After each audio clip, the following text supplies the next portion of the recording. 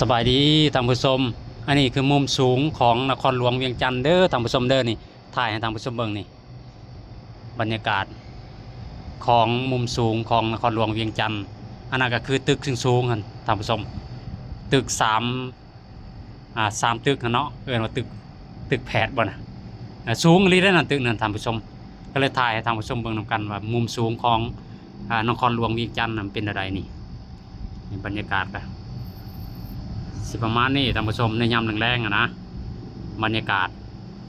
หอมๆให้ท่านผู้ชมเบิ่งนำกันนี่มุมนี้ก็ดีได้ท่านผู้ชมมุมนี้ดีขนาด